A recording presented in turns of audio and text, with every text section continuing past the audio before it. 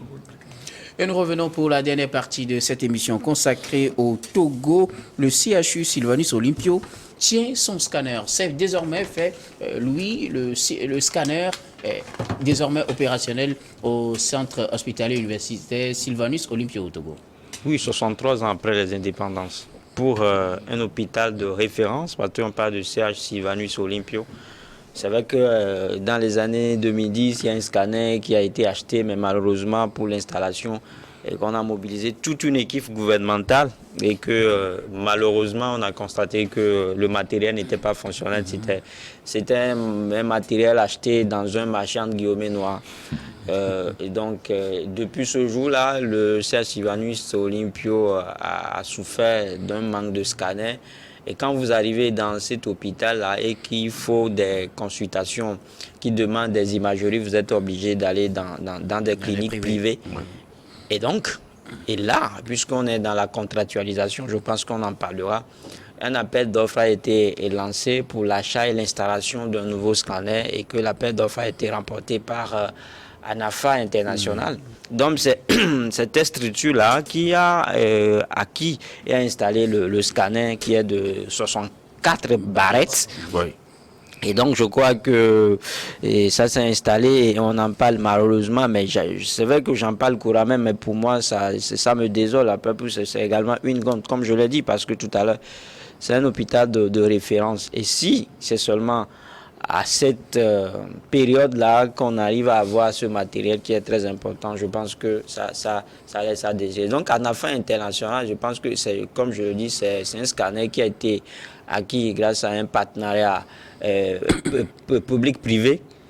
Ça veut dire que on va justement continuer par payer les frais parce que ANAFA International va assurer la gestion préventive et curative justement de ce matériel jusqu'à X temps. Donc je crois que c'est ce qu'on peut dire, mais ce que je déplore, c'est dire que ça pose aujourd'hui, ça confirme en fait ce que j'ai toujours dit, que le problème, le secteur de la santé au Togo, c'est un problème de l'œuf et de la poule, parce qu'il y a tellement de revendications, il y a tellement de choses à déplorer que si vous voulez si on va se mettre à en parler, je ne pense pas qu'on va finir aujourd'hui. Pour le moment, parlons du scanner qui est opérationnel pour le moment. D'accord. Au CHU Sylvanus Olympio, je reviendrai à vous tout à l'heure pour un aspect que vous avez évoqué. Bon enfant en Bovie, quoi qu'on dise, le scanner, il est là, au CHU. Et enfin, mais avant d'arriver là, de parler de scanner, j'aimerais dire que bon, le CHU Sylvanus Olympio n'a jamais été un hôpital de référence. Lorsqu'on parle d'hôpital de référence, il y a... Du moins pour vous, hein, pour vous, ce n'est pas un hôpital de référence. Peut-être pour vous. Vous comprenez. La fois passée, il y a l'hôpital Lafière. On dit que c'est une... Docteur Lafière. Docteur Lafière, que c'est... un hôpital de référence. Ouais. Quand vous y allez, il y a certaines structures, ça dit qu'il y a certaines choses qui sont là. Contrairement quand vous allez, vous faites un tour, vous avez eu la chance d'avoir un malade qui va Est-ce que c'est à une chance? Olympio. Oui, non, mais vous faites pour aller apprendre, quoi. C'est une chance pour aller apprendre. Donc, quand vous allez là-bas, vous allez voir que quand nous parlons de référence, si on dit que c'est un hôpital qui date, il y a d'accord, mais de référence, là, pas encore. C'est maintenant que nous sommes en train... C'est le plus grand hôpital du Togo, il faut le reconnaître. C'est le plus grand hôpital du Togo. Pardon? C'est le plus grand hôpital du Togo. C'est pourquoi je dis, si on veut parler du plus grand, là, d'accord. Mais un hôpital de référence fait référence à beaucoup de choses, beaucoup de critères.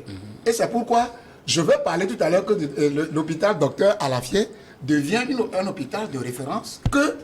Ce n'est pas l'âge. Heureusement que les débats n'est pas sur la référence de tel ou tel hôpital. Ce n'est pas l'âge du CHU qui détermine la référence. Je n'en disconviens pas. Maintenant, nous parlons du scanner. Tout compte fait, Dieu merci.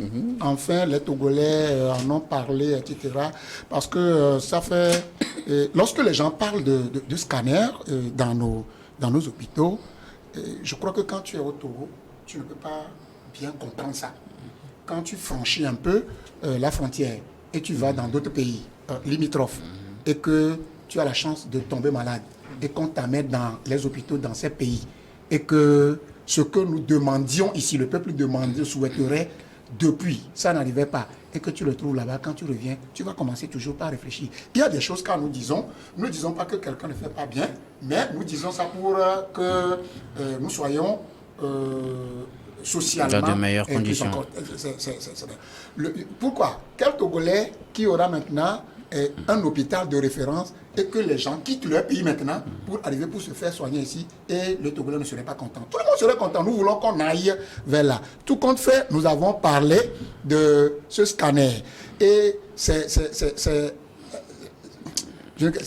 chose faite aujourd'hui. C'est chose faite quand même, mais ça fait mal des fois que quand vous arrivez à notre entre-temps à notre hôpital de référence, comme lui l'a dit tout à l'heure, et que les gens perdent leur vie à cause de l'absence de ça entre-temps. Et c'est maintenant que c'est arrivé. C'est pourquoi il dit que notre référence a tardé. Aujourd'hui, si on a commencé par écouter la population et voir les choses comme ça, en faisant changer des choses, en achetant les appareils qui pourraient, d'une manière ou d'une autre, résoudre les problèmes de santé de la population. Bon, moi, je ne peux que me féliciter. Mais nous avons ça quand même aujourd'hui. Mais il faut que ça ne s'arrête pas à là. Il y a encore d'autres défis. Ce n'est pas seulement le scanner, il y a encore d'autres défis. Et il ne faut pas qu'on s'arrête au seul, comment appelle-t-on, au scanner à Lomé. Parce que quelqu'un peut tomber malade à Dapan. On ne doit pas avoir besoin de le déplacer depuis jusqu'à venir ici. J'ai appris qu'il y a un neurologue togolais qui a succombé entre-temps, faute de scanner. Parce qu'on le transportait pour aller, je crois, au Bénin, etc. Il a succombé. Alors que nous n'en avons pas beaucoup. Ouais, c'est pourquoi j'ai dit que l'absence du scanner là a propulsé ou bien a précipité la mort de certains qui ne devraient pas en réalité mourir si c'est que nous avons ces structures. Je loue l'installation de ce scanner, mais c'est comme si c'est que nous avions ici. Et nous aurions dû sauver beaucoup de personnes. Djalil, c'est désormais chose faite. Le scanner tant demandé est là, quoi qu'on dise. Oui, le scanner est là. Mon confrère venait de dire que ça fait plus de 63 ans après qu'on a le scanner. Si on va avoir deux, il faut 63 ans par deux. Non, mais c'est pas là le problème. Mais aujourd'hui, on a déjà le scanner. C'est déjà chose faite. Est-ce que vous voyez? Même si ça tarde et qu'on le fait, je pense bien on ne peut qu'applaudir. Aujourd'hui, les plus grands docteurs, les plus grands médecins que nous avons dans la sous-région, c'est les Togolais. Et ce manque de scanner, ça a suscité beaucoup de pourparlers autour de la population, mais aujourd'hui, c'est déjà fait. Mais je pense bien qu'ils vont l'utiliser à bon escient pour qu'on puisse évoluer et puis essayer de résoudre d'autres problèmes au niveau de nos hôpitaux. Je crois bien qu'aujourd'hui, au Bénin, il y a eu ce problème. Vous savez, nous avons un problème, en fait. Quand il y a des cliniques qui aident l'État à avancer, c'est-à-dire au niveau de la médecine, c'est vrai. Mais quand il y a trop de médecins qui créent les cliniques et qu'il y a toujours ce manque de médecins pour pouvoir suivre les gens au niveau de nos hôpitaux et pouvoir donner de bons services à la population, il y a aussi ce problème-là. Parce que, c'est-à-dire la rapidité dans le travail, la rapidité dans la prise en charge de ces patients-là qui viennent aussi, il faut qu'on essaie de voir ça à ce niveau. Le scanner est déjà là, on ne va plus faire trop de débats autour de ça. Aujourd'hui, on l'a. C'est déjà acquis. Donc, on n'a qu'à évoluer, passer à autre chose. On va parler de l'après-scanner. Oui. Je voudrais bien faire un autre débat sur le scanner parce que Louis disait quelque chose tout à l'heure qui, personnellement, ne me convainc pas, mais je vais lui laisser la chance de mieux s'expliquer. Louis, c'est plutôt bon enfant qui parlait de ce calcul, vous allez nous le démontrer tout à l'heure. Mais quoi qu'on dise, même si on avait décrié pendant 63 ans l'absence de scanner, quoi qu'on dise, il est là. Est-ce qu'il ne faut pas plutôt s'en réjouir que de dire que derrière, on a passé 63 ans sans scanner? Non, il faut être honnête. Je pense qu'il faut s'en moquer. Je vais vous dire, parce que moi, je suis dans presque 300 plateformes. Vous auriez préféré qu'on reste dans cette condition sans scanner au CHU? Non, je précise que c'est du CHU qu'on parle. Je ne peux jamais préférer le mal. Et voilà que c'est venu. Pourquoi s'en moquer alors? Non, ça dit que ce que je note en fait, c'est-à-dire que ce que je déplore, c'est-à-dire que ce qu'on en fasse de cette Inouï et du scanner, de ce scanner-là, que la presse en fasse un chou gras. Et que ça fasse pour nous aujourd'hui un objet de débat. Parce que ça ridiculise. C'est-à-dire qu'à l'international, ça ridiculise. Parce que je l'ai dit tout à l'heure. Ce qui ridiculise, c'est l'arrivée du scanner ou bien plutôt son absence? Le temps que ça a mis. ça c'est un non-événement en réalité. C'est-à-dire que c'est des choses sur lesquelles on ne doit pas communiquer. Voilà. Vous le faites dans la clandestinité, les patients qui vont, ou bien les clients qui vont chercher, quand Mais ils communiquer permet à la constatent. population de savoir que De c'est savoir désormais si- disponible et Non. qu'on n'est pas obligé d'aller dans des cliniques. Non, c'est comme on me dit qu'on ne fait pas de publicité pour les pharmacies, il ne faut pas de publicité. Ou bien, c'est-à-dire que les médecins ne font pas de publicité. Quand tu es malade et que tu vas à l'hôpital, tu vas t'en rendre compte des services disponibles. Si du jour au lendemain, quelqu'un tombe malade, et que nous avons dit, c'est-à-dire que c'est sciemment qu'on dit que CH Campus, CH Olympio, c'est un hôpital de référence, parce que ça dit que c'est un hôpital qui enregistre pour chaque année 100 000 Consultation. et des dizaines en fait, des dizaines de millions d'interventions chirurgicales. Ça veut dire que l'influence y est. Et donc quand vous avez un hôpital qui enregistre un tel taux de consultation, je pense que pour un scanner, l'acquisition d'un scanner, ça va juste se propager tout à l'heure comme une fumée. Pour vous, on n'avait pas besoin de communiquer dessus. De bouche à Pour moi, oreille, on aurait eu l'information. Oui, c'est-à-dire que laisser les gens aller constater eux-mêmes que justement que à partir de cet instant-là, le CH Sylvanus Olympio s'est doté d'un scanner. Surtout que j'ai dit que ça a mis du temps. Parce que je le dis. Ce qui m'interpelle, Louis.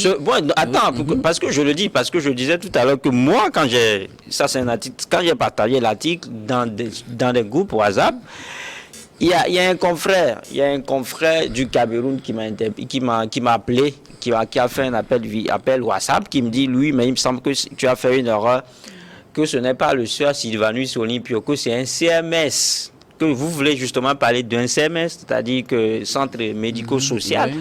Donc je dis non, que c'est le centre Sylvanus Olympio. C'est de ça justement.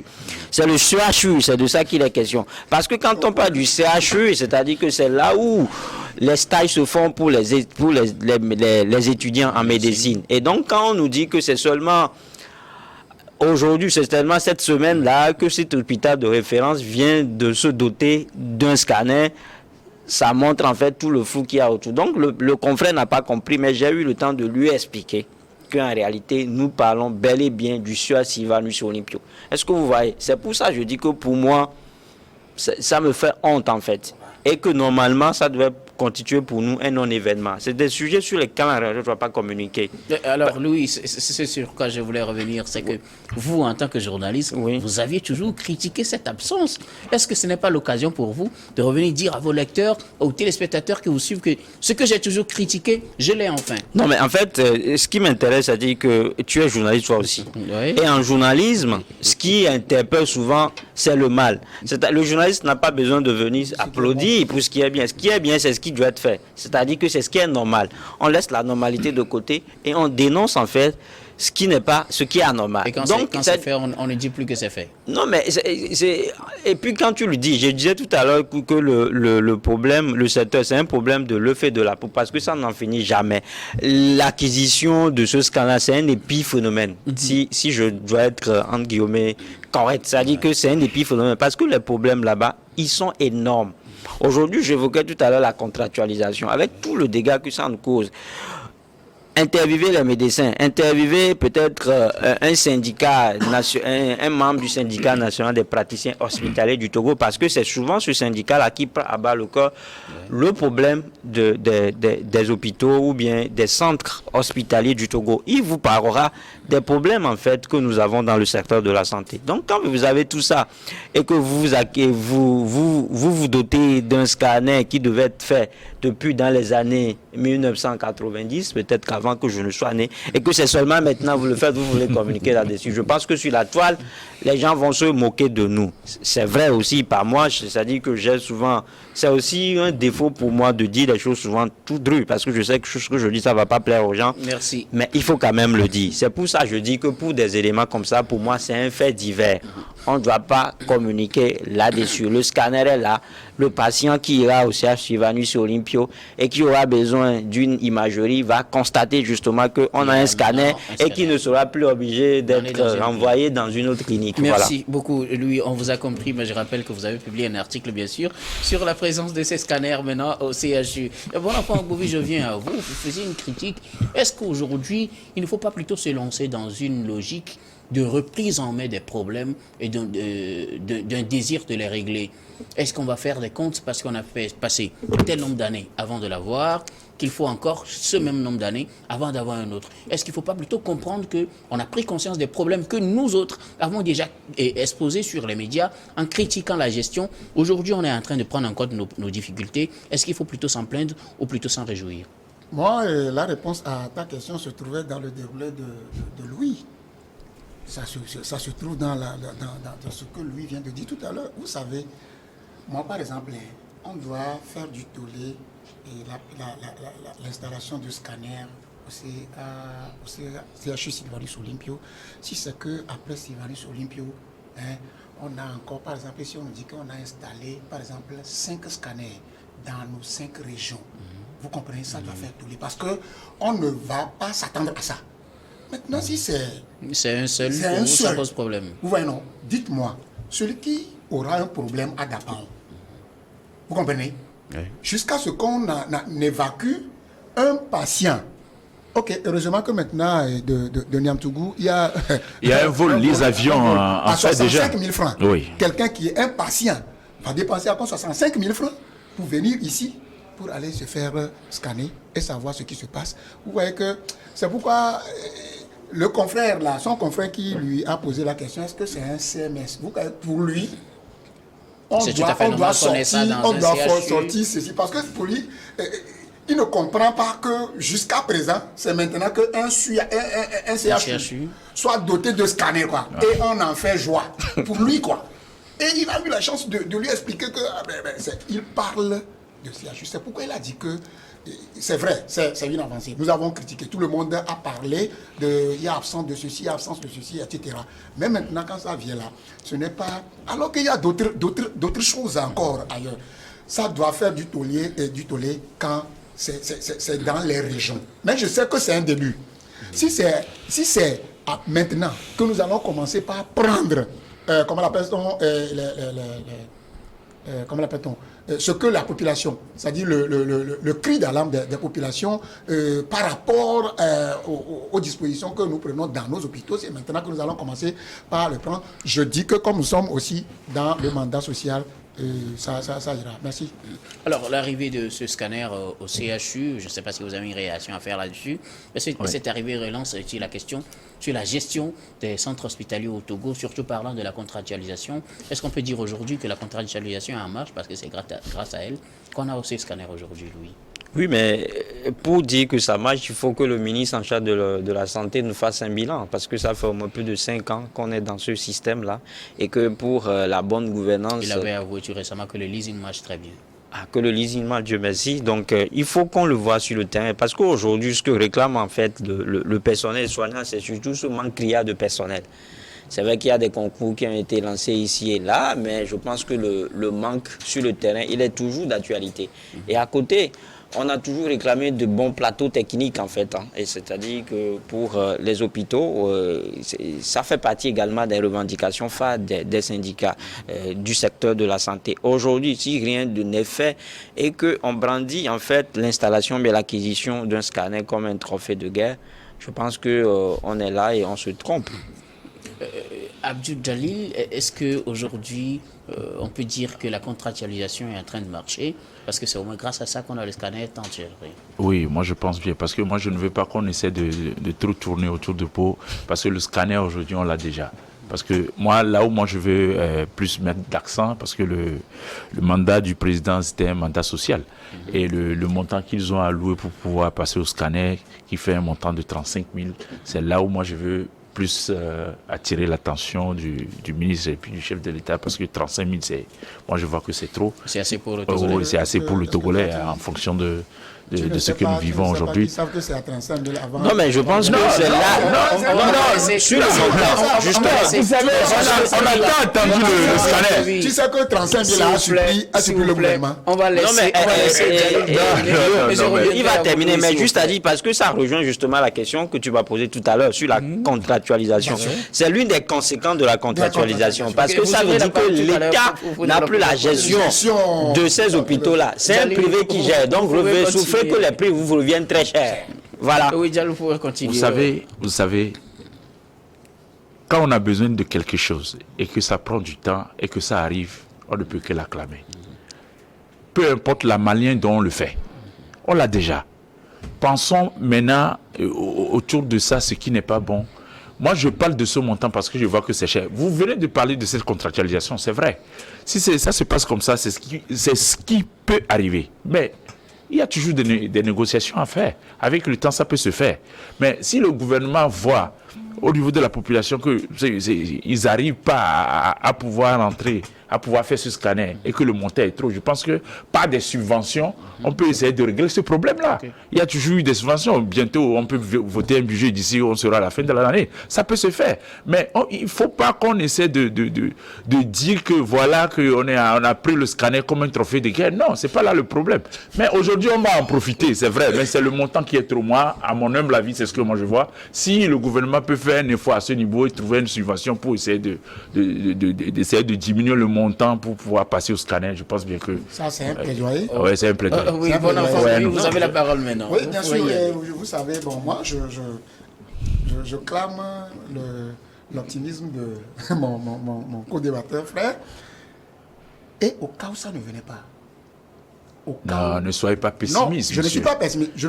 Vous savez, tout à l'heure, la fois passée, je faisais un rapprochement par rapport au vol d'Yamtougou-Lomé que je faisais tout à l'heure, fixé à combien? À 65 000 francs.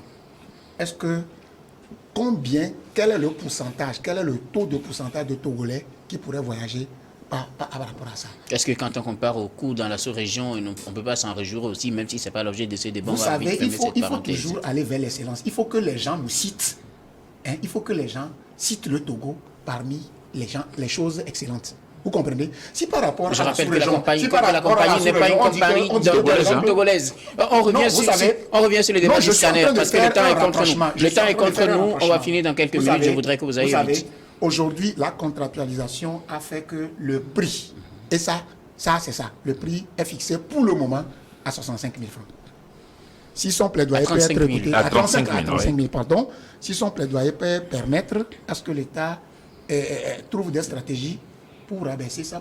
Parce qu'au Togo, pourquoi ne pas joindre votre voix à son plaidoyer? Le problème, c'est quoi? Moi, je suis en train de faire un calcul d'abord. Ok, d'accord. Vous savez, la fois passée, il était question de rehausser notre SMIC. Je parle en termes de quelqu'un qui fait quelque chose, qui peut percevoir quelque chose. Enfin, moi, le SMIC est augmenté à 52 500. Oui, 52 500. Vous comprenez? Et quelqu'un qui serait malade a sorti 35 000 francs pour aller faire un scanner. Vous voyez que nous sommes sur place et nous tournons. C'est pourquoi je dis que... Mais vous me rejoignez dans les plaidoyers. Non, la contractualisation n'aura que des faits négatifs sur... Ça dit que le vécu de la population. C'est ça qui a fait rehausser. Si c'est que l'État a un monopole, l'État même a fait sortir ses efforts propres pour avoir ce scanner, vous allez savoir que, sachant la souffrance de la population, on ne fixerait pas en réalité ça à 35 000. Ça, j'ai foi. Mais ça, c'est un contrat. Et c'est la personne qui achète la chose qui a le monopole. C'est lui qui gère la chose. Donc l'État ne peut rien faire. Maintenant, si tu crois que ce n'est pas des mécanismes de voter, par exemple, nous sommes à la fin de l'année, comme tu as dit, voter un budget. Nous sommes en juillet, on a encore... Pour parler de... On peut avoir une loi des finances corrective, c'est rectificative plutôt. Ça, c'est prévisible. Ouais. Mais moi, en tant qu'analyste, je sais que je fais le revers de la chose. Au cas où ça ne venait pas. Vous comprenez? Je suis analyste, je fais le contraire de ce que tu dis. Si ça vient, ouf. Si ça ne vient pas, je vais te dire la vérité. Aujourd'hui, il y a combien de fonctionnaires au Togo? Une cinquantaine de mille en allant, c'est ça, non? Oui. Et maintenant, l'INAM tient compte de qui? De ce petit noyau. Oui. Est-ce que ce sont ces petits noyaux seulement qui doivent bénéficier des services de l'État? Non. Vous comprenez? La masse qui devrait bénéficier de la chose est là. Aujourd'hui, si on fixe la chose là à 35 000 francs, je dis, quel est le pauvre qui serait malade, qui aurait tout à l'heure, jusqu'à ce qu'on ne vote le budget dont tu parles, tout à l'heure, un pauvre est malade. On n'a pas encore subventionné les frais de scanner là. Vous croyez, on aura toujours le temps d'enregistrer des morts jusqu'à ce que ton budget là soit voté. C'est de ça que je parle. Aujourd'hui, c'est pas mon budget, c'est le budget de tout. Nous applaudissons quand même pour la première fois au Togo, comment l'appelle-t-on, l'arrivée du scanner, au CHU. Mais ça n'empêche pas que nous décortiquons ce qui peut arriver. C'est d'ailleurs pourquoi je vous donne la parole pour Oui. le faire. Oui. Voilà, d'accord. Donc, aujourd'hui, là où nous sommes, comme il a dit, il a foi. Il faut que son plaidoyer soit écouté. Vous avez foi aussi que ce sera Vous avez foi écouté. aussi. Moi, j'ai dit tout à l'heure que si ça venait, ça n'arrange que les pauvres. Mais mon analyse me pousse à dire que qu'est-ce que nous ferons si ça ce ne qu'il venait dit, pas. ça n'arrange Merci. pas. Non, mais je pense que je dois passer un mot parce qu'on ne peut pas rester dans la position d'un mendiant éternellement. C'est-à-dire que s'il y a 63 ans, C'est du salut. pour un scanner, il faut encore lancer des Non. appels de subventions. Je suis désolé, je vous le dis. Parce que récemment, là, on a vu que c'est la France, en fait, qui nous a octroyé 70 milliards pour réhabiliter nos hôpitaux. Et la morgue de Cara a été réhabilitée grâce à la coopération française. Est-ce que vous voyez tout ce que ça veut dire? Ça veut dire que même les morts C'est une seront bête, conservés par les Blancs. Est-ce que vous voyez tout C'est ça? une bête, 63 on va ans. payer encore, c'est Ah, une bête. on va payer. Mais 70 milliards, c'est la somme dont il est question. Mais si vous pensez qu'aujourd'hui, que quand on lance une lutte sans merci contre la corruption au Togo, on peut pas trouver 70 milliards dans la poche des barons. C'est ça, je dis qu'il faut qu'on fasse parler notre fille patriotique. On ne peut pas tout le temps tendre la main à l'Occident, on ne doit pas tout le temps demander faites-nous ceci, faites-nous cela. Non, nous ridiculisons. Nous avons des ressources dans ce pays. Il suffit justement qu'on essaie de mettre fin à l'impunité. Voilà. Et pour que les ressources soient équitablement distribuées et que vous verrez que le Togo sera un petit paradis pour tout le monde. Merci beaucoup, Louis Kamako. Je rappelle que vous êtes journaliste et analyste politique. Merci à vous également, bon enfant Bovi. Vous êtes analyste politique également, enseignant. Grand merci aussi à vous qui faites votre entrée donc, dans ce cercle de regards croisés. Abdou Jalil Gafo, merci d'avoir répondu à notre invitation. Merci. Merci à vous, très chers téléspectateurs, de nous avoir suivis. C'est la fin de ce numéro de Regards croisés. Je vous retrouve avec la même énergie demain pour un autre numéro.